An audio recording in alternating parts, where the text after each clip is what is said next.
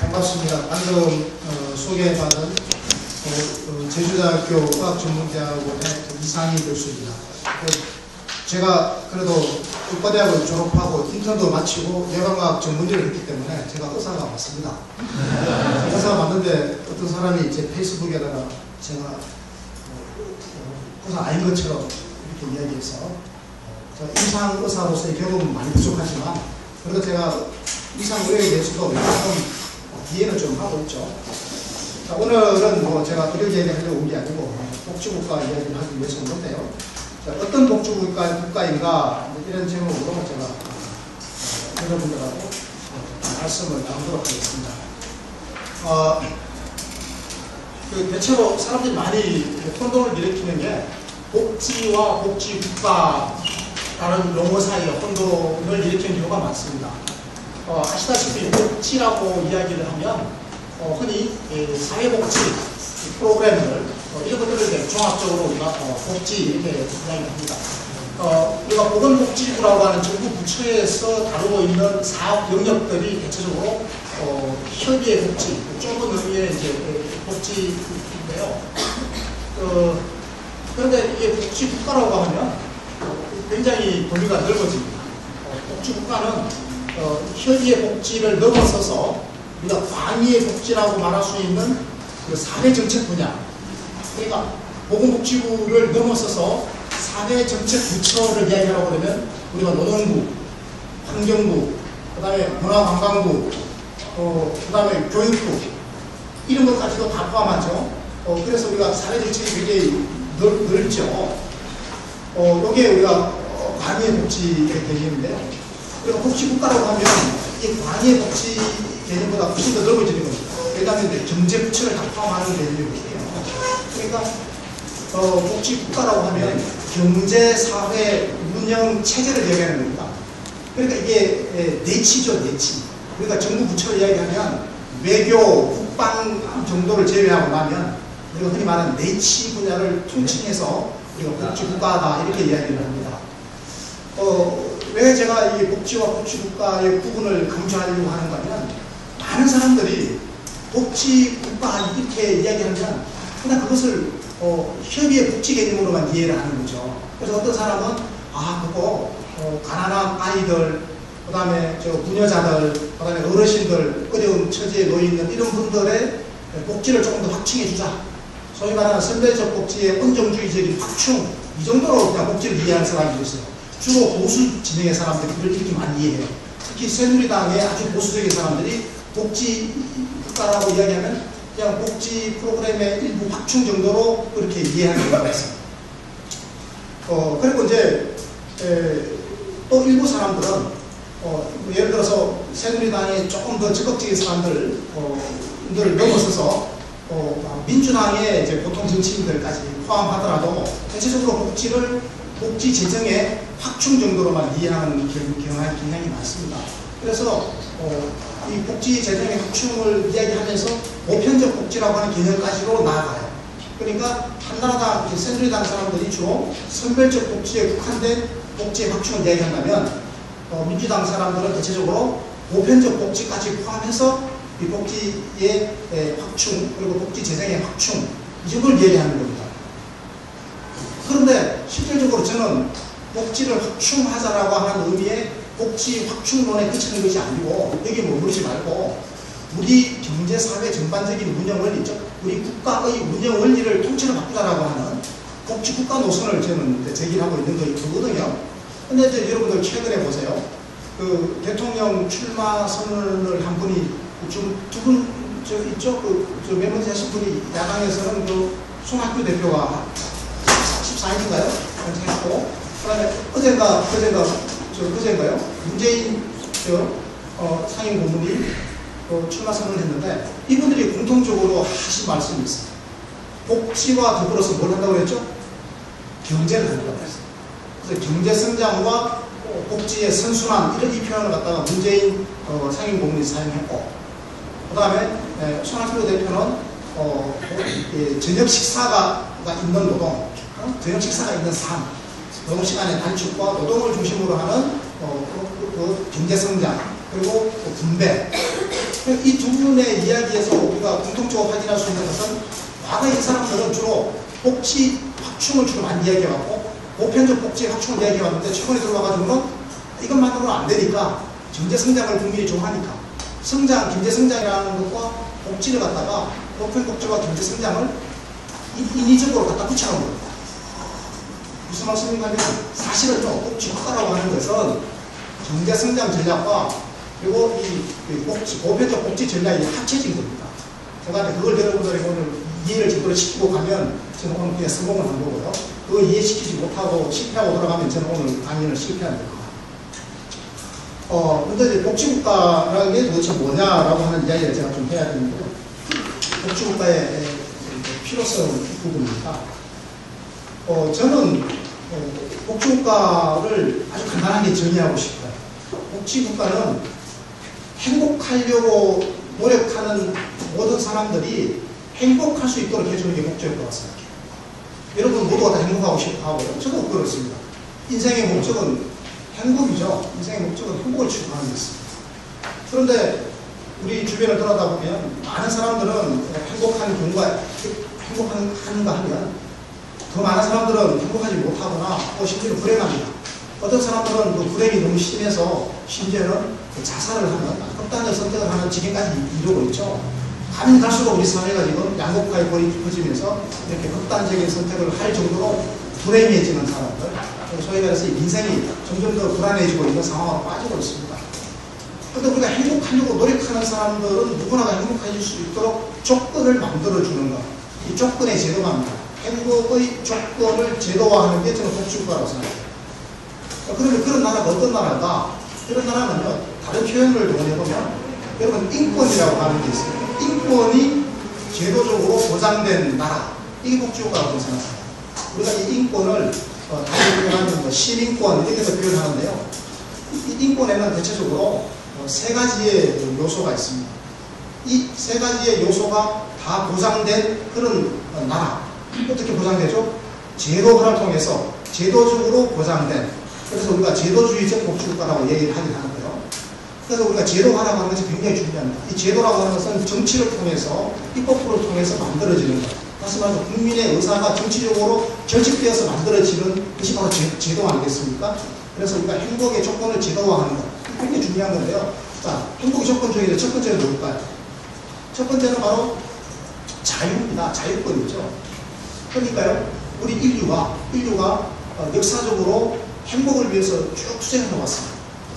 만약에 저보고 역사가 뭐냐라고 한마디로 정의하라고 그러면 저는 인류가 행복을 위해서 투쟁해온 기나긴 하나의 경로다, 이렇게 저는 말씀드리고 싶습니다. 행복을 위한 투쟁의 과정인 거죠. 저도 지금 행복을 위해서 열심히 투쟁하면서 살고 있고, 이런 모두가 다 그렇죠. 우리 선조들도 마찬가지였습니다. 300년 전이나 400년 전에 우리 시대를 살던 사람들도 마찬가지로 행복을 추구하면서 열심히 그 시대에 주체로서 투쟁을 해왔던 거죠. 그래서 이 행복을 향한 투쟁에서 첫 번째로 얻어내고 싶어 했던 게 바로 이 자유권입니다. 소위 말하는 사회적 자유권, 다른 말은 국민권이라고 하죠. 이거는 civil right라고 하죠. 이 사회적 자유권. 그러니까 사회적 자유권 핵심은 뭡니까? 신분제적 질서에서 벗어나는 거거든요. 그러니까 한번 생각해 보세요. 신분제적으로 우리가 그 조선시대나 고려시대 때죠. 아니면 중세 유럽에서 봉건 영주에게 예속된 농노처럼 그렇게 신분제적으로 예속되어 있으면 행복하겠어요? 행복할 수 없는 거예요. 그래서 모든 구시대적인 질서, 신분제적 질서로부터 해방되는 것, 그리고 거기로부터 벗어나는 것, 이런 의미에서의 사회적 자유. 그러니까 자유권이라고 하는 것은 기본적으로 인간이 태어날 때부터 타고나는 천부적 권리다, 이런 개념입니다. 사실 이런 개념이 생겨난 지가 그렇게 오래되지 않았어요. 한 400년밖에 안 됐습니다. 그래서 한 400년 전에 이렇게 처음 생겨났어요. 그전에는 뭐 노예 신분이 당연한 것 줄 알았어요. 아버지가 노예면 나도 노예지, 당연한 걸 생각했어요.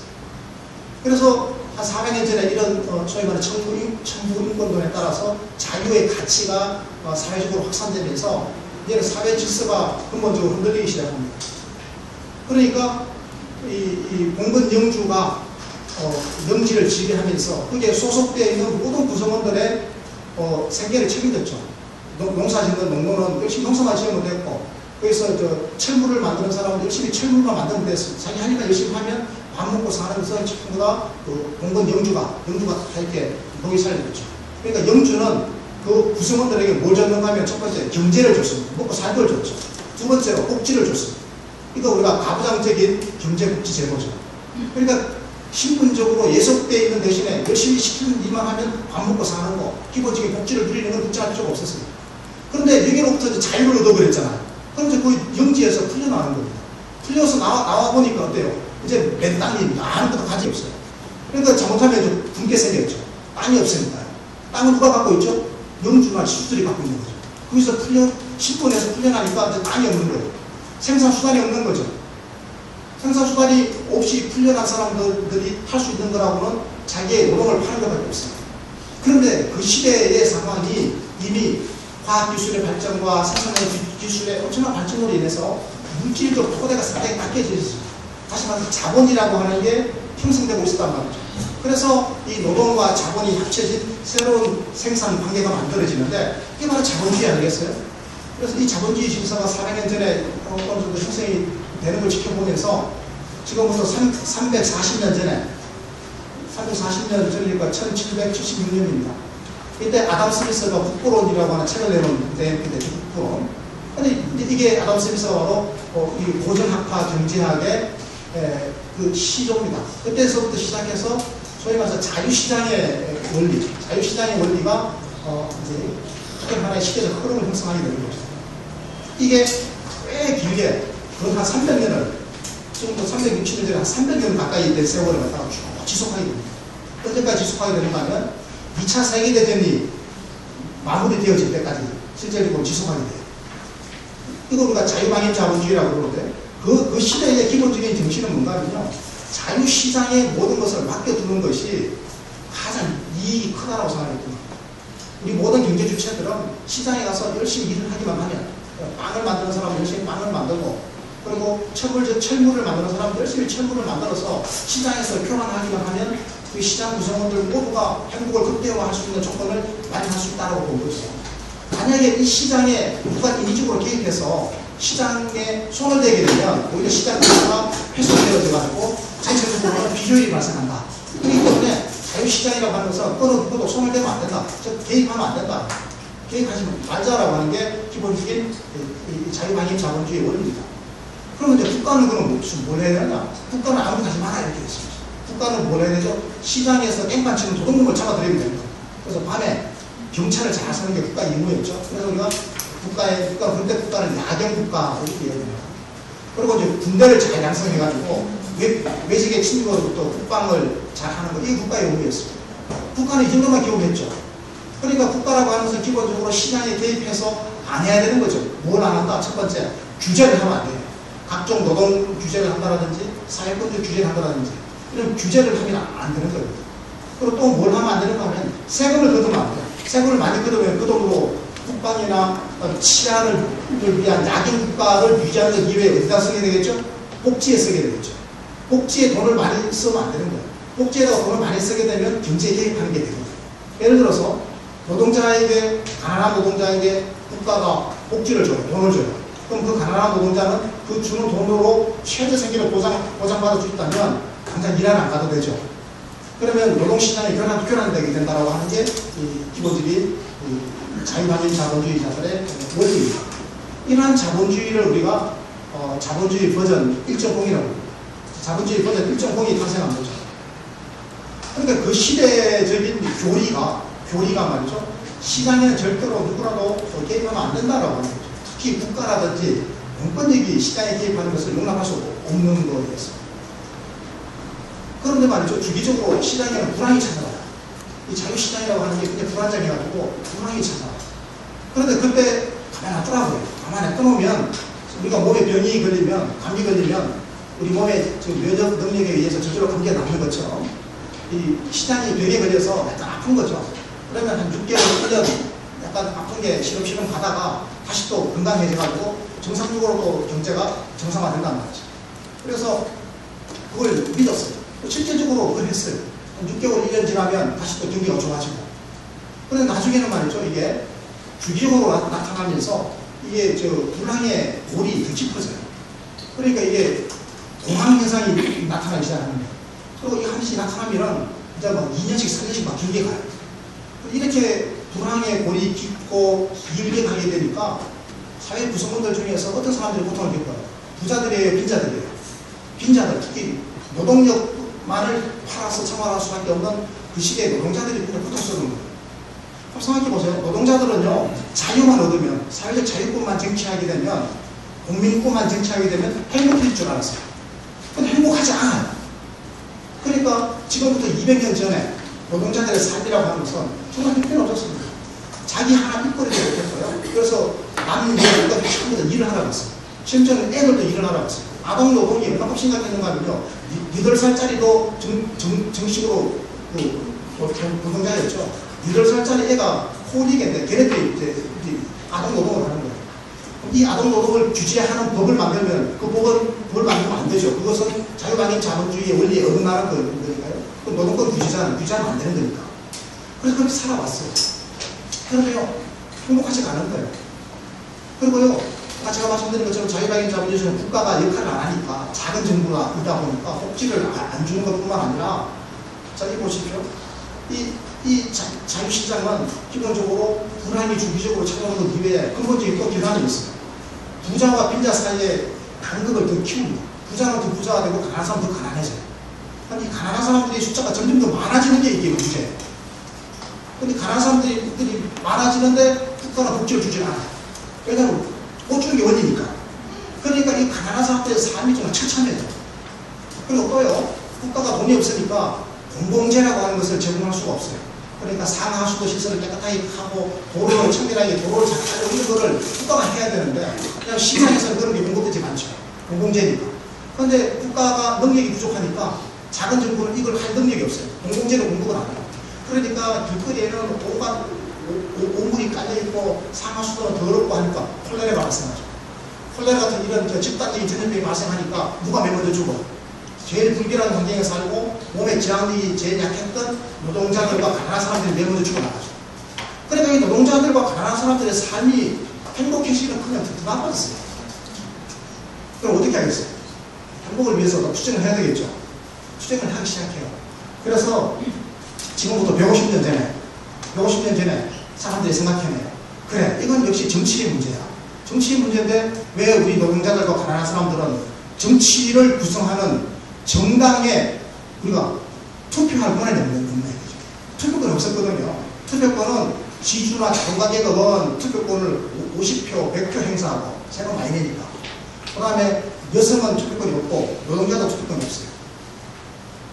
그러니까 이게 정치적으로 투표권 많은 사람들끼리 모여가지고 저끼리 한쪽은 보수당을 만들고 한쪽은 자유당을 만들었어요.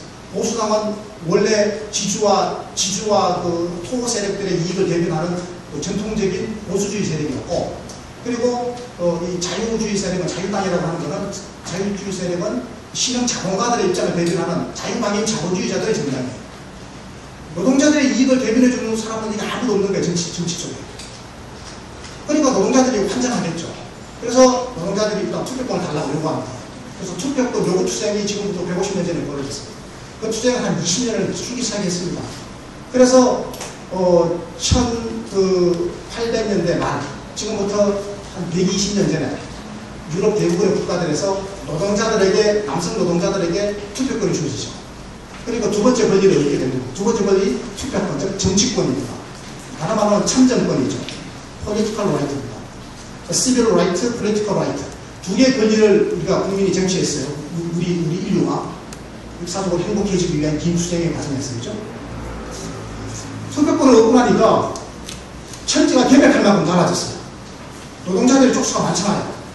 모여가지고 노동조합을 만들어가지고 노동조합이 야 저당에다가 찍어주자 그러니까 우르르 표를 찍어주니까 노동자들의 표가 보수당에 가면 보수당이 권력을 잡고 자유당에 가면 자유당이 권력을 잡아요. 그래서 보수당과 자유당이 노동자들의 복지를 늘려주기 위한 경쟁을 하는 겁니다. 그래서 복지가 꽤 좁아졌습니다. 그래서 국가의 역할이 조금 늘어났어요. 그러니까 국가가 이제 세금을 걷기 시작했어요. 그래서 소득세를 걷기 시작합니다. 소득세를 걷기 시작했죠. 국가가 이제 조세 체계를 튼튼히 하기 시작해요. 국가 재정이 아주 중요해졌죠. 그런데 이건 어디까지나 굉장히 제한적인 겁니다. 이때 복지는 아주 선별적 복지고 가난한 사람들의 형편을 조금 더 개선하는 것, 노동자들의 체질을 조금 더 개선하는 것, 그리고 아동 노동을 제한하는 것. 8살 애가 노동할 수 있었던 것을 13살 이하 애들은 노동 못한다. 13살 넘어가면 노동할 수 있는 거죠. 그 정도로 노동에 제약을 두는 것. 하루 노동, 최대 노동 시간을 14시간 이상을 넘기지 못한다든지 이 정도의 제약을 가하는 정도에 머무는 겁니다. 그러니까 노동자들이 또 좌절을 하는 거죠. 근본적으로 우리 노동자들을 위한 정당이 없이는 이게 문제가 해결되지 않겠구나. 그렇게 해서 그 시대적 조건, 그 시대적 조건은 소위 말하는 좌파 운동, 사회주의 운동이 아주 거세게 일어나고 있을 때였습니다. 그래서 1880년대, 90년대 이때쯤에 유럽의 주요 국가들에서 소위 말하는 노동자 정당이 만들어지기 시작해요. 왜 사회민주노동당, 사회당, 노동당 이런 이름으로 각 나라마다 불리면서 하나씩 만들어지기 시작해요. 그런데 처음에는 표를 못 얻어요. 의석을 거의 못 얻었죠. 그런데 이 좌파 정당들이 의석을 얻기 시작했던 게 이제 지금부터 한 100년 전입니다. 1910년쯤에 왔어야, 지금부터 한 100년 전이죠. 그때 왔어야 이제 보수당과 자유당에 이어서 제3당으로서 위치를 찾기 시작해요. 대부분의 나라들에서. 그런데 1929년에 무슨 일이 일어나는가 하면요. 1929년에 무슨 일이 일어났죠? 그렇죠. 대공황이 일어났습니다. 이거는 그 이전에 일어났던 자본주의 버전 1.5, 자유당인 자본주의의 문제들의 크기와는 질적으로 다를 정도로 너무나 깊고 너무나 넓은 그런 불황이 찾아오는 거예요. 그러니까 노동자들이 도탄에 빠진 겁니다. 실제적으로 공장에서는 수많은 물건을 만들어가지고 창고에 물건을 가득 쌓아놨어요. 그런데 이걸 구입해줘야 될 노동자들은 구매력이 없어가지고 서민들은 이걸 구입하지를 못해요. 헐벗은 상태. 옷이 창고에 있는데 사람들은 옷을 벗고 다니는 거예요. 이게 큰 문제죠. 왜 이런 문제가 생겼을까요? 돈이 없어서 그래요. 왜 돈이 없을까요? 실업 상태라서 돈이 없어요. 실업 상태면 국가가 복지를 주면 될 거 아니에요. 그 당시에는 그런 거를 금기시했거든요. 정부가 복지를 그런 식으로 주는 거는 금기시대에 있었기 때문에. 그러니까 아까 제가 말씀드렸잖아요. 자유시장은 기본적으로 부익, 빈을 만드는 격차를 양극화를 만드는 경향이 있다고 제가 말씀드렸잖아요. 그러다 보니까 가난한 사람이 점점 더 많아지고 가난한 사람들이 구매력이 줄어드니까 물건이 안 팔리니까 창고에 가득 쌓이게 되고 나중에 공장이 인력을 줄이게 되죠. 해고를 하게 된다는 거예요. 그러니까 소득이 없는 실업자들이 더 늘어나게 되고 그러니까 사회 전체적으로는 구매력이 더 줄어들죠. 이런 악순환에 빠져들어가가지고 실제적으로 전체 그 노동 가능 인구의 거의 25% 정도가 실업자 상태에 빠지는 이런 지경까지 가게 되죠. 그렇게 되니까 그건 큰 문제가 아닐 수 없거든요. 그래서 그럼에도 불구하고 그 당시에 미국의 대통령은 후보 대통령, 공화당 대통령이었는데 후보라고 하는 사람이 철저하게 교조적인 자유환경 자본주의, 즉 자본주의 버전 1.0의 확고한 교조적 정치를 갖고 있었던 사람이라서 가만히 냅두면 된다고 그랬거든요. 자본주의는 스스로를 치유하니까. 가만히 뒀어요. 한 2년 넘게 3년까지 돼도 가만히 뒀고 그랬는데 사태는 걷잡아서 이렇게 더 심해졌죠. 그래서 1932년 대통령 선거에서, 겨울 대통령 선거에서 루즈벨트에게 지죠. 그래서 민주당으로 권력이 넘어갑니다. 원래 공화당이 압도적으로 공화당이 강세인 데가 미국이었는데 이제 간만에 민주당이 권력을 잡았습니다. 루즈벨트가 그리고 대통령 하다가 죽었잖아요. 네 번째 대통령 임기를 한 2년째 채우다가 이제 자연사 병사했죠. 2차 세계대전 때. 그 이후부터는 대통령 두 번만 하자고 해서 두 번만 하게 됐습니다. 어쨌든 간에 루즈벨트 대통령이 뉴딜이라고 하는 걸 했잖아요. 그런데 다시 루즈벨트가 뉴딜을 시작하게 된 게 1933년 후반, 1934년부터 시작했는데 이미 이때는요, 유럽에 있는 많은 나라들에서도 뉴딜하고 비슷한 걸 했습니다. 이게 핵심은 뭐냐면요, 돈이 없는 사람들에게 돈을 주는 거 핵심이에요. 소득이 없는 사람, 실업자들에게 정부가 돈을 주는 겁니다. 돈을 주는 방법은 어떻게 하면 될까요? 돈 없는 사람 손들어 그래가지고 돈을 쭉 나눠주는 게 제일 좋았겠죠. 근데 이제 그 당시에는 그런 기술도 없고 해가지고 돈 없는 사람 와가지고 공공근로사업을 하게 됐습니다. 정부가 공공근로사업을 열어가지고 거기에 돈 없는 사람 와서 일을 하게 하면 일은 대충 하더라도 돈을 정부가 막 찍어가지고 돈을 나눠줬어요. 미래 세대로 또 돈을 빌린 거죠. 부채를 발행하는 거죠. 근데 이 돈을 가져간 그 가난한 사람들이 가져가자마자 다 써버리는 거예요. 허겁지겁. 그러니까 창고에 쌓여있던 물건이 다 팔려버린 겁니다. 그러니까 기업은 다시 공장을 돌려야 되죠. 물건 다 팔렸으니까 신나는 거죠. 공장을 돌리기 위해서 어떻게 해요? 새롭게 고용을 하죠. 실업자들이 이제는 정부로부터 보조금을 안 받더라도 자기 노동력을 팔아서 먹고 사는 노동의 상품화 과정이 뛰어들게 되는 거죠. 그렇게 해서 먹고 사는 겁니다. 이게 바로 국가가 경제에 개입하는 거잖아요. 국가가 경제에 개입하면 돈을 찍어 나눠서 그렇잖아요. 그래서 이걸 하면 되는 거예요? 안 되는 거예요? 자본주의 버전 일종에서 하면 안 되는 거예요. 그걸 해버렸어요. 그리고 이게 이론을 어기고 교조를 어긴 그러니까 식물이죠. 식물 경제가 교조를 어긴 겁니다. 이론을 어긴 거죠. 그걸 가만히 지켜보고 난 다음에 지켜보던 케인즈가 그걸 이론화했습니다. 그래서 책을 만들어냈는데요. 일반 이론이라고. 이게 1936년에 나왔어요. 1936년. 그러니까 실질적으로 뉴딜 정책과 그 아류의 정책들이 유럽과 미국에서 행해진 지 한 2년 뒤에 책이 나온 거죠. 그래서 이론적으로 이제 그걸 풀어준 거죠. 족쇄를. 누가? 케인즈가. 그래서 이 케인즈주의 경제학에서부터 시작해가지고 이제는 유럽 경제 시스템이 전반적으로 바뀌게 되는데 뭘로 바뀌는 거죠? 딱 합니다. 국가가 자본주의 시장 경제에 적절하게 개입하는 것이 자본주의를 살리는 길이다. 이게 바로 자본주의 버전 2.0입니다. 이게 바로 케인즈주의 자본주의예요. 케인지언 자본주의, 케인즈의 캐피탈리즘. 그런데 이 케인즈주의 자본주의를 우리가 다른 말로 우리가 복지국가라고 해요. 그래서 다른 말로는 케인즈 자본주의 혹은 복지국가 자본주의라고 해요. 복지국가 자본주의. 이게 본격화되게 된 거가 언제부터인가 하면 1945년에 2차 세계대전이 다 끝나면서 2차 세계대전이 끝난 1945년부터 1970년 초반까지 이렇게 한 25년에서 30년에 걸쳐서 이 시기를 우리가 4반세기라고 그러죠. 100년에 4번 얘기니까 4반세기. 이 시기를 자본주의의 황금기라고 그러죠. 골든 에이지예요. 골든 에이지. 자본주의의 황금기예요. 왜 우리가 황금기라고 이야기하는가 하면 그 시기에 인류의 역사상 전무후무하게 그 시기에 성장률이 제일 높았습니다. 경제 성장을 제일 잘했죠. 그리고 분배가 가장 공평했습니다. 세상에 성장도 잘하고 분배도 잘하니까 최고죠. 그래서 그 시기에 사람들이 얼마나 행복했는가 하면 말도 못하게 행복했어요. 그래서 그 시기에 1960년대에 유럽 사회와 미국 사회를 위대한 사회라고 The Great Society라고 해요. 그리고 중산층의 시대라고 미들 클래스 소사이티라고. 그러니까 왜 이게 미들 클래스가 되는가 하면 이런 겁니다.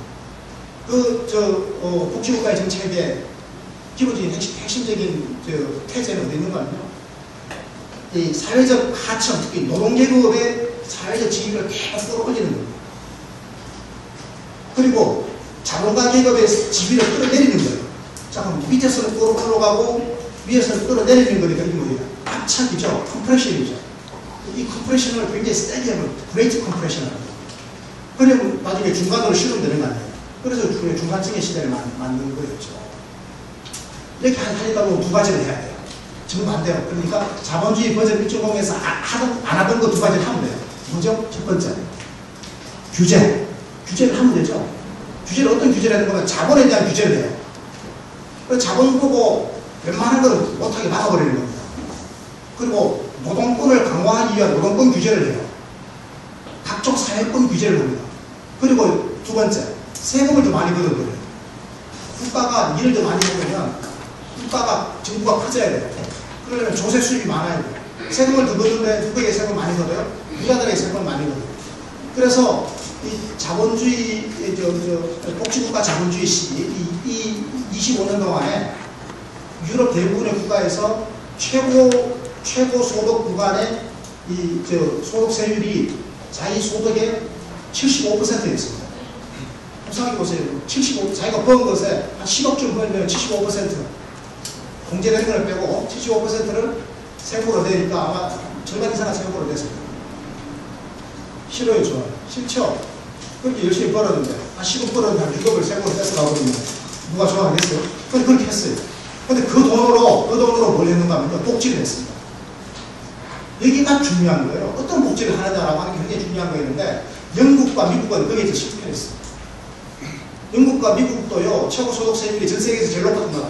여러분, 내가 퀴즈 하나 내볼까요?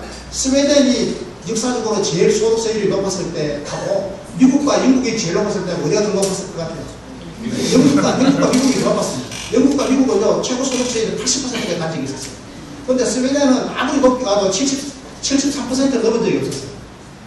무슨 말인지 아시겠어요? 미국과 영국은 쫙 올라갔다가 지금 미국이 얼마죠? 최고 소득세율이 39.5%잖아요. 반토막이 나버린 거죠. 그런데 스웨덴은 75%까지, 73%까지 갔던 것이 지금 한 55% 수준으로 내려와 있어요. 내려왔더라도 조금만 내려와 있는 거죠. 그래서, 이 돈, 이렇게 세금을 걷어들인 돈을 가지고 뭘 했느냐라고 하는 게 중요한 건데, 미국과 영국은, 미국과 영국이나 스웨덴이나 할 것 없이 대부분의 그 당시에 유럽 복지국가들은 그 돈으로 첫 번째, 소득 보장을 했습니다. 소득 보장을 했죠. 그래서 이 당시에는 사회 서비스에 대한 보장은 별로 하지 않았어요. 소득을 좀 보장했어요. 소득은 어떻게 보장하는 거죠? 애가 태어나면 먹고 살아야 될 거 아니에요. 아동수당, 그렇죠? 생애 주기에 걸쳐서 소득을 보장해줘야 되거든요. 애가 태어나면 돈이 없잖아요. 가난한 집에 태어나면 어떡할 거예요? 그래서 부잣집이든 가난한 집이든 애가 태어나면 보편적으로 아동수당을 주는 것부터 시작해요. 그리고 자기가 직장 다닐 때는 별 문제가 없죠. 한데 이제 실업자가 되게 되면 실업수당이 필요하잖아요. 실업급여죠. 그래서 실업보험 제도가 만들어져가지고 실업급여를 줘요. 그리고 다시 또 취업해요. 그럼 별 문제가 없죠. 그러다 나중에 은퇴를 하게 되면 국민연금, 노령연금이 필요하죠. 그래서 노령연금 제도가 만들어지죠. 그러니까 어때요? 태어나서 죽을 때까지 그 주머니에 돈이 떨어지는 일이 없는 거예요. 이게 바로 소득보장이에요. 보편적 소득보장이에요.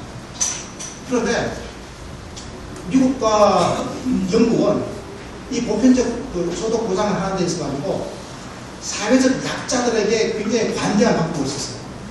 그러니까 실질적으로는 보편주의의 원리에 좀 잘 안 맞는 거죠. 무슨 말인지 아시겠어요? 그에 비해서 북유럽 국가, 특히 스웨덴 같은 나라는 이걸 보편주의 원리에 맞도록 유지를 잘했어요. 그리고 말이죠. 또 하나는 사회 서비스인데요. 사회 서비스라고 하는 것은 역시 마찬가지로 사람이 태어나서 죽을 때까지 누구나 필요로 하는 거예요. 자, 태어나면 출산 서비스가 필요할 거 아니에요. 누군가가 애를 받아줘야 될 거 아니에요. 그럼 이 태어난 애를 갖다 키워야 될 거 아니에요. 보육 서비스가 필요할 거 아니에요. 그다음 학년기가 때가 되면 애를 학교 보내야 될 거 아니에요. 공부를 시켜야 교육 서비스가 필요하죠. 뭐 병에 걸리면 어때요? 치료해줘야 되죠. 의료 서비스가 필요하죠. 그리고 나중에 노인이 되면 누군가가 돌봐줘야 되죠. 또 돌봄 서비스가 필요해요. 돌봄 서비스. 이게 우리가 노인 요양 서비스라고 하죠. 그래서 태어나서 죽을 때까지 누구나 다 반드시 필요로 하는 서비스. 이거가 사회 서비스, 소셜 서비스라고 해요. 이 사회 서비스는 기본적인 성격 자체가 굉장히 공공성이 강해요. 그래서 이거는 우리가 경제학적 용어로 따지자면 우리가 우량제 또는 가치제라고 하는 그런 성격을 붙여요. 그러나 이 재화를 정부가 책임지고 모든 국민들에게 골고루 다 배분해주게 되면 돈은 많이 들지만 그것에 대한 편익이 투입한 돈보다 훨씬 더 크다. 그래서 투자보다 그 결과, 편익이 훨씬 더 큰 인풋보다 아웃풋이나 아웃컴이 훨씬 더 좋은 그런 결과를 만든 재화를 갖다 우리가 사회 서비스라고 그러는데, 우량제, 가치제라고 그러는데, 이 사회 서비스가 그런 성격이 있는 거예요. 그런 반면에 미국 같은 나라에서는 이 사회 서비스, 미국과 영국은 사회 서비스를 시장에 맡겨버렸어요. 시장과 민간에 맡겨가지고 알아서 구입하라고 했어요. 그랬더니 돈이 없는 사람은 구입 못하고 돈이 있는 사람은 아주 값비싼 사회 서비스를 구입합니다. 그래서 영국 같은 데는 돈이 있는 부잣집 애들 다 어디 보내요? 이턴스쿨, 영문학교, 사립학교 보내죠? 공립학교는 가면 공짜예요. 공립학교는 이제 질이 떨어지는 거죠. 이렇게 해가지고 소위 말해서 이게 개청화가 되는 겁니다. 그리고 심한 경우에는 이제 미국 같은 경우에는 돈 없는 집 애들은 학교를 못 간다라든지, 돈이 없는 사람은 아예 병원을 못 간다라든지 이런 일이 벌어지게 되는 거죠. 왜냐하면 사회 서비스와 교육 서비스가 보편주의의 원리를 따르는 것이 아니라 선별적 원칙에 따라되 기본적으로 시장에 맡겨버렸습니다. 이 재화 자체가 기본적으로 경제학적 가치제 혹은 우량제라고 하는 성격을 무시한 거죠. 일반적인 시장 재화인 것처럼 간주해버린 거죠. 우리가 물건, 시장에서 물건을 사고 파는 그런 보통 물건처럼 교육과 의료를 간주해버린 미국의 경우에는 전형적으로 이제 소위 말해서 경제학적 비효율이 나타나기 시작한 거죠. 그리고 또 형평성의 문제가 생겼어요. 그래서 의료 서비스에 어떤 사람은 많이 접근을 못하고 어떤 사람들은 과다한 보고 의료 서비스에 접근할 수 있는, 이렇게 해서 양극화가 심해지는, 이게 지금 미국의 사회 서비스의 현실이죠. 영국도 지금 똑같은 처지에 지금 놓여 있습니다. 거기에 비해서 북유럽, 특히 스웨덴 같은 나라는요, 이 사회 서비스에 엄청난 재원을 투입하기 시작합니다. 그러니까 이제 이런 특징이 있는 거죠. 아까 제가 말씀드렸던 영미식은 소득 보장 중심이었다. 그리고 소득 보장에 대해서는 오히려 북유럽 방식은 보편성이 더 강하면서도 여전히 소득 보장 중심이었는데 유럽 국가들, 북유럽 국가들은 이걸 사회 서비스 중심으로 무게 중심축으로 옮겨가요. 그런데 영미식은 사회 서비스에 손을 거의 대지 않고 소득 보장 제도를 그대로 유지하는 방식으로 갑니다. 그래가지고 이제 지금의 상황까지 왔는데요. 이게 어떤 결과를 이제 엄청난 차이가 있었는데 제가 이제 그걸 조금 설명을 드리는 거죠. 그 설명 잠깐 드리기 전에 이제 케인즈주의 복지국가를 약간 제가 설명을 드렸었는데 케인즈주의의 기본적인 이 원리는 그런 거죠. 총 수요를 진작시켜주는 거죠. 총 수요를 관리해주는 거죠. 그러니까 수요 측면에서의 경제학입니다. 그렇게 본다면 영국과 미국의 소득 보장 정책은 아주 훌륭한 케인즈주의 정책이었습니다. 1940년대 이후로 50년대, 60년대까지 영국과 미국이 복지국가 체제를 유지하고 있었던 그 70년대 초반까지, 60년대 후반, 70년대 초반 그때까지, 그러니까 오일 쇼크가 일어나기 이전까지 말이죠. 25년 동안 그 시기에 영국과 미국의 복지국가는 철저하게도 이 케인즈주의의 원리를 잘 따랐던 겁니다. 그러니까 돈이 없어서 가난한 사람들, 이 사람들 특히 노인이라든지 실업자들, 장애인들, 불황인들, 그 다음에 부모가 없는 애들, 이렇게 복지 수요층들이죠. 이 사람들에게 정부가 아주 후하게 복지를 나눠주는 겁니다. 특히 노동자 중에서도 저소득 노동자들에게 복지를 더 많이 주는 거죠. 이렇게 해서 복지를 나눠주게 되니까 이 사람들은 수요가 원래 없던 사람들이죠. 정부가 수요를 만들어준 거잖아요. 그러니까 국가 전체적으로 보면 총수요가 늘어나게 되는 거니까 공급을 자극하는 거죠. 수요가 늘어나면 공급을 자극해가지고 기업이 더 많은 물건을 만들어내기 때문에 경제가 활성화되는 메커니즘이잖아요. 요거는 잘 작동을 했습니다. 거기에 그쳐버린 거죠. 그래서 우리가 영미식, 영국과 미국의 복지국가를 케인즈주의 복지국가라고 그냥 이야기하는 겁니다. 그런데 우리가 왜 북유럽의 특히 스웨덴의 복지국가를 이 케인즈주의 복지국가를 뛰어넘는 것으로 우리가 평가하는가 하면 이 북유럽의 복지국가는 거기에 그치질 않아요. 그게 그치는 것이 아니고 케인즈주의를 훨씬 더 넘어서는 게 있어요. 그게 바로 뭔가면요. 분배에만 신경 쓰는 게 아니라 분배를 넘어서서 생산을 직접적으로 자극하고 생산의 혁신이 일어나도록 하는 겁니다. 그래서 고도의 경제 성장을 이끌 수 있도록 하는 성장의 엔진을 내재한 복지국가 원리죠. 그게 바로 보편주의라고 합니다. 자, 이 보편주의를 자꾸 강조하고 있는 거는요. 예를 들면 이런 거 한번 보십시오. 회사가 말이죠. 공장이 말이죠. 한 5개가 있어요. 근데 전부 다 이게 공장이 MP3 만드는 공장이에요. MP3 아니잖아요. MP3 만드는 공장인데 이들 공장이 말이죠. 5개가 막 경쟁을 하는데 1등부터 5등까지 생산력 수준이 이렇게 순위가 정해져요. 우리가 상식적으로 생각해보면 이 5등 기업이나 4등 기업은 망해야 될 것 같죠? 근데 우리나라에서는 이게 잘 안 망해요. 우리나라에서는 망해야 될 것 같지만 잘 안 망해요, 이 기업이. 왜 안 망하는 줄 아세요? 임금을 줄이는 거예요. 임금을 압착하는 방식으로, 국내에 내국인 고용해가지고 임금 압착하게 힘들면 해외 노동자들이라도 내려놓아가지고라도 이게 회사가 버텨요. 근데 사실은 이게 버티는 게 국가적으로 경제에 도움이 되는 게 아닙니다. 망할 기업을 빨리 망하게 해주는 게 그게 바로 혁신이에요. 근데 망해야 될 기업이 정말 안 망하고 있으면 나라가 망해요. 진짜 그냥 국민들도 빨리 정리가 돼야 돼요. 그래 새로운 게 들어오죠. 그런데 스웨덴은 말이죠. 이 굉장히 빨라요. 기술 혁신이. 왜냐하면 5개 공장이 있는데 경쟁력이 없는 4번째, 5번째 공장은요. 문을 닫을 수밖에 없는 게 모든 근로자들에게는 동일 노동이죠. 이게 MP3 만드는 게 다 회사가 똑같으니까. 동일 노동에는 동일 임금을 주도록 되어 있습니다. 이거에 대해서 중앙 합의가 되어 있어요. 국가가 매개해가지고 노동자품 전체, 전국 노동자들이 스스로가 그렇게 합의한 거고, 또 이 노동자 대표들이 전체 자동화 대표들과 합의해가지고 노사 정간에 소위 말하는 코퍼레티즘이라고 우리가 담합을 하는 겁니다. 합의를 하는 거예요. 콘센수스를 도출이 되는 겁니다. 그렇게 해가지고, 자, 그럼 MP3 만드는 공장의 노동자들은 동일 노동이니까 동일 임금을 받아라. 그 임금을 누가 정하느냐? 사회적 합의에 의해서 딱 정할 거예요. 아, 이거는 월 얼마다. 그런데요, 생산력 수준이 떨어지면 어때요? 그 임금을 줄 수 있어요? 못 줘요? 못 주잖아요. 못 보는데 어떻게 돈을 줘요? 이 회사는 망하죠. 그렇게 해서 1번, 2번, 3번 회사는 살아남고 4번, 5번 회사는 문을 닫아요. 그러면 우리나라 같으면 문 닫을 수 있겠어요? 못 닫아요? 닫아요? 못 닫아요? 못 닫죠. 왜 못 닫죠? 쫓겨나간 노동자들이 결사 저항하는 거 못 닫죠. 우리 김진숙 여사 같은 저런 위대한 영웅을 만들어내는 나라가 우리나라 아닙니까? 근데 스웨덴은 그런 영웅이 한 명도 없어요. 왜냐하면요, 회사가 망하면서 문 닫는 거는 그건 내 일이 아닙니다. 노동자들은 그것을 쫓겨나면은 그 정부가 잘 책임져야 돼요. 정부가 그걸 하는데 다 않습니다. 쫓겨나는 노동자들. 그 쫓겨나는 게 아니라 그냥 회사가 문 닫는 거예요. 왜 그렇죠? 회사가 문을 안 닫고 끝까지 버티면 노동자들에게도 들어와요. 왜냐하면 임금이 더 부담이 됩니다. 임금을 밑으로 떨어뜨리려고 하는 동력이 작용하는 거죠. 생산의 수준이 낮은 기업이 버티고 있습니다.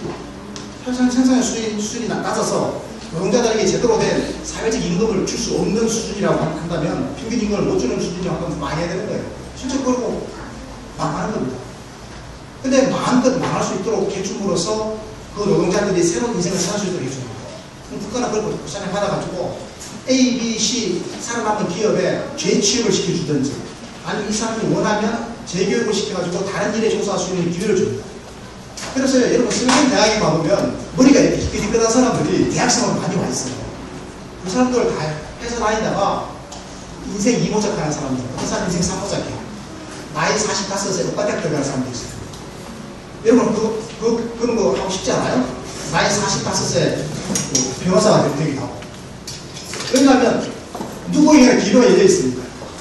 그럼 그 기회를 누가 보장해 줘야 되는 거냐? 그건 정부가 다 책임져야 되는 거예요. 그럼 정부가 이 일을 하려면 돈이 많이 들겠죠. 이러한 정부의 정책을 우리가 지금 뭐라고 얘기하는 거면 적극적 노동시장 정책이라고 해요. 액티브, 레이블 마켓 폴리시라고 하는데, 적극적 노동시장 정책을 하는데 여기 정부가 돈을 많이 써요. 그러니까 노동자들을 직업훈련을 시키고, 직업훈련된 노동자들을 취업을 시켜요. 그러면 정부가 취업을 시키려면 아무리 정부가 산업정책을 그럴듯하게 잘 하더라도 민간기업에 일자리 만드는 게 쉬워요, 어려워요? 어렵잖아요. 민간기업의 일자리가 좀처럼 잘 안 만들어져요. 특히 요즘같이 이렇게 이 고용 없는 성장의 시대에는 고용 일자리 창출하기가 참 어렵습니다. 기업들에게 의무적으로 일자리 만들으라고 하면 기업들에게 엄청나게 부담 주는 거잖아요. 그래서 기존에 있는 기업 보고 야, 일자리 더 만들어라고 하는 건 그 부담 주는 방식이고, 그건 오래 못 가요. 그렇게 하면요, 정부는 인기를 끌지 몰라도 기업이 망하고 나라가 망합니다. 그럼 어떻게 해야 되느냐? 신규 일자리를 자꾸 많이 만들기 위한 새로운 창업이 일어나야 돼요. 어떤 분야에서 제조업이라든지 IT라든지 다양한 창의적인 일에 대해서 새로운 일자리를 자꾸 만들어줘야 돼요. 그런데 이거는 정부의 적극적인 산업정책만으로 되는 게 아닙니다. 그래서 정부가 노력을 해야 되겠죠. 하지만 정부가 확실하게 보장할 수 있는 일자리는 또 어떤 일자리가 있느냐면 사회서비스 일자리, 보육이나 교육이나 의료와 같은 사회서비스 일자리를 정부가 많이 만들어낼 수 있는 능력이 있습니다. 실제적으로 스웨덴 같은 데는 말이죠, 이 사회서비스, 저희 말해 출산 서비스부터 시작해가지고 보육, 교육, 의료 이런 서비스 영역에 굉장히 많은 일자리를 만들었습니다.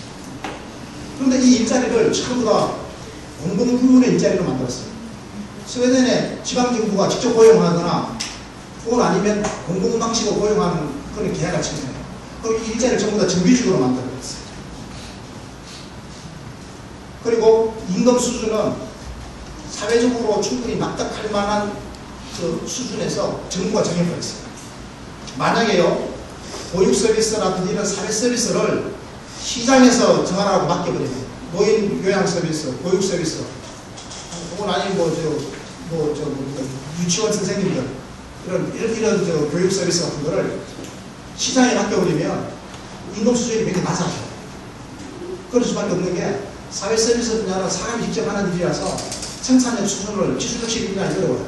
생산력 수준을 높이기 어렵기 때문에 여기서는 임금 수준이 하향 수렴하는 경향이 있어요. 그래서 시장에 맡겨놓으면 월 80만원, 100만원 이렇게 뚝 떨어질 거예요. 실제로 우리나라에서 지금 나타났죠. 우리나라에 지금 노인 요양 그 보장에 종사하는 보호사들, 그 다음에 보육원 선생님들이 한 달에 얼마 받아요? 한 달에 80만 원에서 120만 원 사이입니다. 이게 시장에서 정해진 게 이렇게 정해진 거예요. 그런데 스웨덴에서는 그렇게 하지 않았어요. 그 나라의 전반적인 평균 임금의 80% 수준에서 정부가 그 이자를 정해버리고, 임금을 정해버리고, 그리고 정부가 그 이자를 정규직으로 만들어버리고, 정부가 세금으로 걷어들인 돈으로 그걸 전부 다 집행하는 거죠. 그런데 그 일자리는 대부분 다 여성들에게 친화적인 일자리입니다. 여성 고용률이 확 늘어나죠. 그래서 실제적으로 우리나라는 여성 고용률이 지금 48%밖에 안 되는데 스웨덴은 여성 고용률이 72%입니다. 남성 고용률 74%하고 별 차이가 없어요. 거의 똑같아요. 남녀가 고용 수준이 비슷해요. 우리나라는 남성 고용률은 74%인데 여성 고용률은 48% 아닙니까?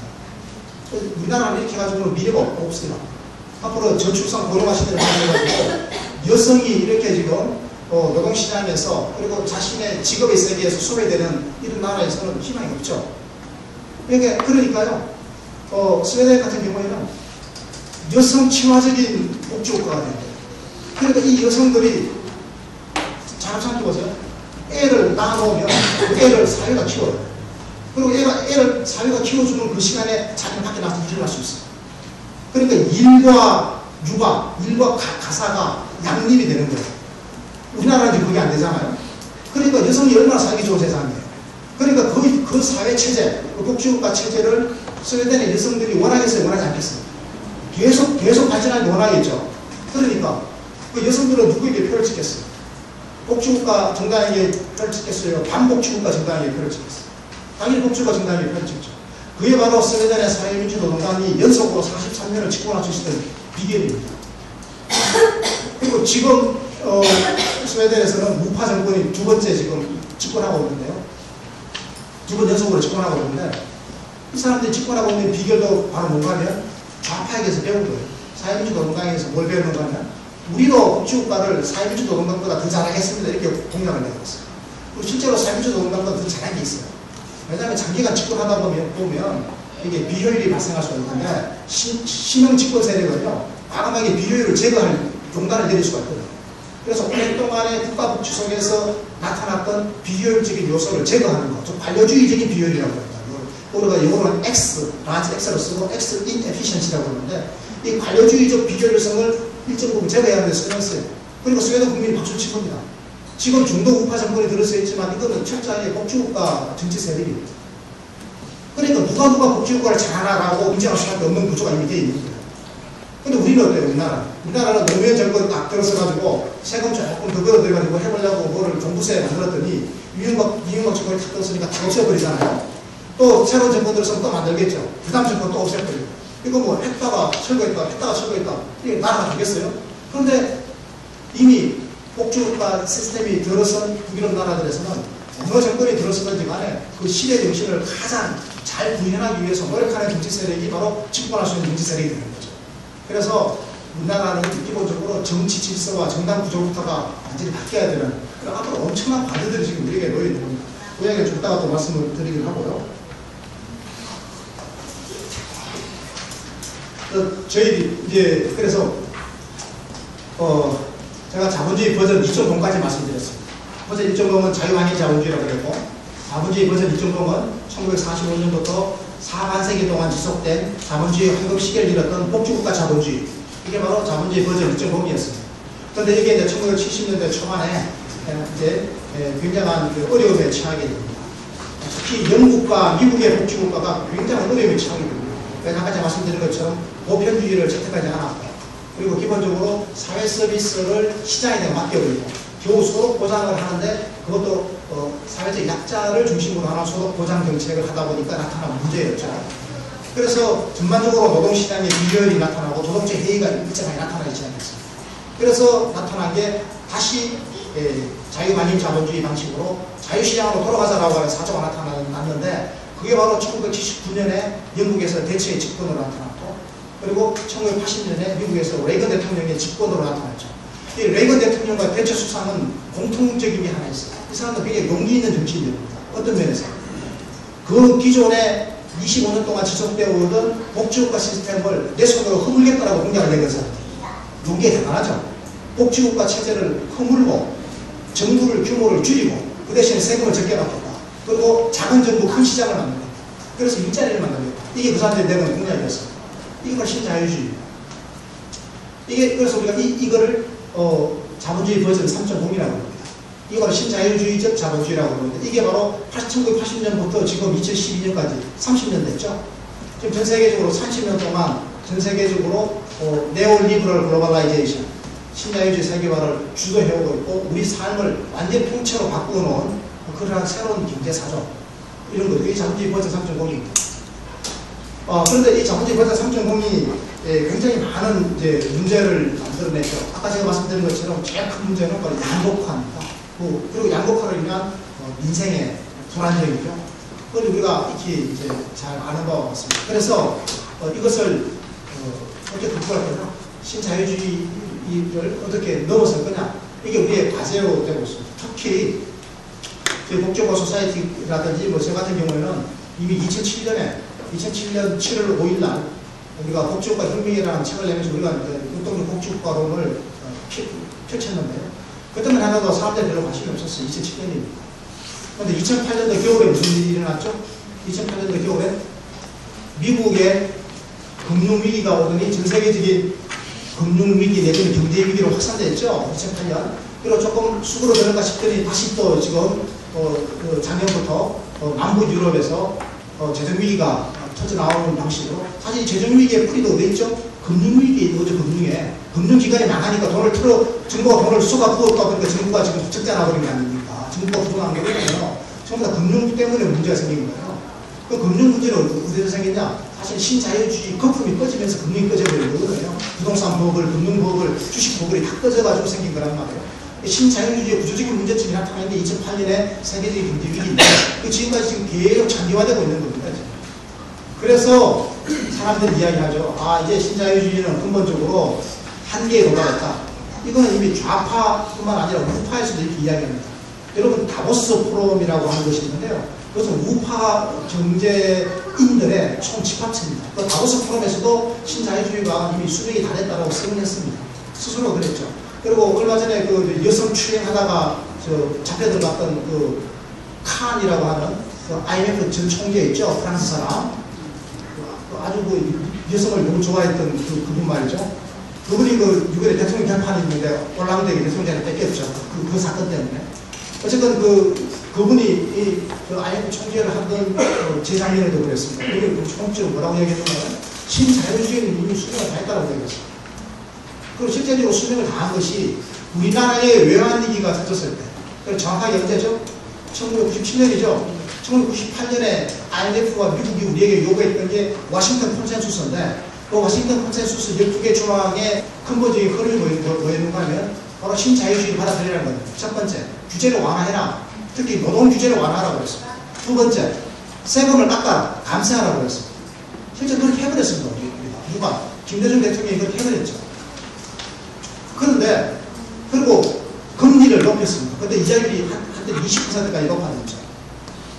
그러니까 고금리 정책이죠. 은행이 금리를 높이면 돈이 시중에 있는 게 다 빨려 들어오고 더 이상 나가지 않죠. 시중에는 돈이 아주 귀한 상태가 됩니다. 그죠? 통화가 다칭받을 걸 먹는 거죠. 그런 긴축 상태를 유지하라고 요구했습니다. 그런데 2008년에 외환위기, 세계적인 경제위기가 터지니까 어떻게 했습니까?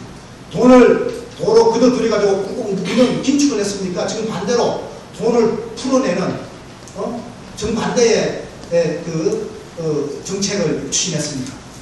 경기를 활성화시키기 위해서 금리를 최대한 낮추고 제로금리 상태로 낮추면서 시중에 돈을 풀었죠. 소위 말해서 유동성을 강화하는 그런 정책을 썼죠. 정반대로 썼어요. 이게 무슨 말인가? 이 정책은 바로 신자유주의 정책이 아닌 겁니다. 성장 정책이에요.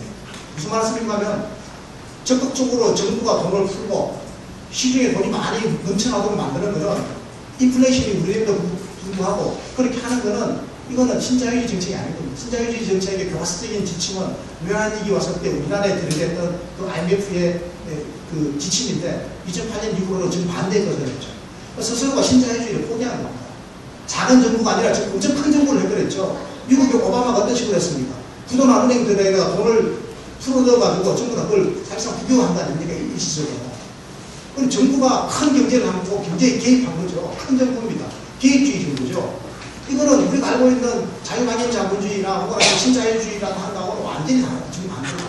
복지국가의 버전2의 정책하고 거의 가까운 걸 써버린 거예요. 그래서 신자유주의가 스스로 많이 했다라고 하는 것을 갖다가 우리 경제의 주류에서 이미 인정한 거나 다름없죠. 그러다 보니까 조선일보 같은 데서는 굉장히 예민하게, 민감하게 이제 치고 나옵니다. 신자유주의라고 하는 자본주의 버전 3이 이게 문제가 많다. 비인간적이다. 경쟁이 심하고 사람의 인격을 파탄시킨다. 그리고 경쟁으로 인해 가지고 우리 사회가 각박해지고 자산이 많아지고 문제가 많다. 그래서 이걸 갖다 인간의 얼굴을 한 자본주의로 바꾸자. 이게 조선일보의 주장이죠. 한동안 조선일보가 연재했습니다. 인간의 얼굴을 한 자본주의. 그 핵심이 뭔지 아세요? 자, 그럼 규제를 하자는 거예요, 말자는 거예요? 조선일보 주장. 규제를 조선일보 주장이 지금 새누리당의 주장과 똑같습니다. 조선일보는 아주 대단한 신문입니다. 동아일보나 중앙일보하고 같은 단위를 올려놓지 마세요. 조선일보 한자 기억이 높고 여러분 그걸 아셔야 됩니다. 저는 조선일보를 존경해요. 조선일보에 제가 이선민 부장이라고 하는 사람이 있어요. 그분이 우리 복지국가 소사이티 이야기를 칼럼으로 한 2번 써준 분인데 우리가 대단한 거라고 이렇게 써준 분이라서 아주 고맙기도 하고 식사를 하게 해가지고 식사를 한번 한 적이 있었는데 저는요 조선일보 부장을 딱 맡다니까 다른 신문사 부장하고 기억이 달라고 봅니다. 저는 조선일보를 이렇게 높게 됩니다. 보수의 아주 리딩 그룹입니다. 조선일보가 그대로 지금 한나라 다니면서 새누리당이 따라하고 있는 거였어요. 어쨌건요, 자본주의 신자유주의는 문제가 있다라고 조선일보가 이미 1년 반 전부터, 1년 반 전부터 시리즈를 내놔서 한번 보십시오. 인터넷에 다 나옵니다. 확인해보세요. 그때 신자유주의를 조선일보가 비판하는 거죠. 비인간적인 자본주의다, 이게. 양극화를 심화시켰다. 그렇게 하면서 인간의 얼굴로 한 자본주의 하더라고요. 얼핏 들어보면, 그래서 뭐라고 자본주의 버전 4.0을 하자는 거예요. 우리하고 주장이 얼핏 비슷해요. 그래서 뭔가 하고 들여다봤더니, 자, 그러면 규제를 해야죠. 지금 신자유주의는 정부가 규제를 안 하는 게 문제잖아요. 정부가 시장에서 바로 빼는 거거든요. 정부가 규제를 해야 돼요. 규제를 해야 돼요. 그런데 조선일보에서는 규제로 문제를 해결하지 말자라고 해요. 예를 들면 이런 규제죠. 대기업이 중소기업에 나쁜 단가를 후려 깐다. 중소기업이 기술을 개발했는데 그 기술 개발하는 것을 탈취한다. 이런 거는 불공정 거래 행위죠. 이거 규제해야 돼요? 규제 안 해야 돼요? 규제해야죠. 이거 정의롭지 못한 거잖아요. 정의 문제입니다. 기본적인 공정성의 문제예요. 규제하는 정도가 아니라 불공정한 행위를 하는 걸 잡아다가 깜빵에 집어넣고 그 한 1000배출 배상을 물려야 돼요. 그러니까 1불 100개를 가야 돼요. 그래, 그런 짓을 다시 못할 거 아닙니까? 그렇지 않으면요, 우리 경제는 다 죽어요. 내수 경제가 다 침몰한다니까요. 이거는 우리가 다 알아요. 정운찬 전 총리도 알아요. 누구나 다 아는 사실이에요. 조선일보는 너무나 더 잘 알죠. 그래서 법야권에서는 공정거래법을 더 강화하고 이걸 더 지키도록 하기 위한 아주 획기적인 조치를 취하자. 집행하자 이거죠. 법을 제대로. 그랬는데 조선일보는 이 규제를 강화하는데 반대해요. 뭐라고 그러는가 하면 자율적 규제예요. 자율적 규제. 대기업들이 스스로, 재벌기업들이 스스로 그 불공정 거래 행위를 안 하게 하는 거죠. 스스로 하지 말자. 처음에 자정 결의대회 이런 겁니다. 여러분 이게 작동한다고 생각해요? 말장난 하는 거잖아요. 그리고 또 뭐죠? 이 자유방임 자본주의에서 첫 번째 규제를 안 하는 것을, 자유방임 자본주의에서 규제를 안 하는 것을, 복지국가 자본주의에서 규제를 하자는 거 아니겠어요? 두 번째, 세금을 안 걷던 것을 세금을 더 걷자 이야기하겠죠? 그럼 세금에 대해서 어떻게 하냐? 우리가 세금을 더 걷자 이야기하니까 조선일보가 뭐라고 하면 세금을 더 걷으면 투자 의욕을 떨어뜨린다. 부자들의 투자 의욕을 떨어뜨린다. 그러니까 세금을 걷지는 말고 복지는 필요하다. 그럼 무슨 돈으로 복지하느냐? 재벌들이, 부자들이 알아서 기부를 하게 하자. 자발적 기부에 의해서 그 돈으로 가난한 사람들을 부자하자. 그러니까 복지도 국가 중심의 국가복지가 아니라 무슨 복지? 민간복지, 기업복지, 사회 책임 경영. 기업이 돈 좀 모아가지고 그걸 어떻게 사회에다가 내놔가지고 그 돈으로 공익사업을 해가지고 장학금도 주고 없는 애들 교육비도 대주고 이런 가사 있는 거죠. 여러분 어때요? 조선일보 하자는 대로 하면 우리 대한민국이 자본주의 버전 3.0의 고통으로부터 벗어날 수 있겠어요?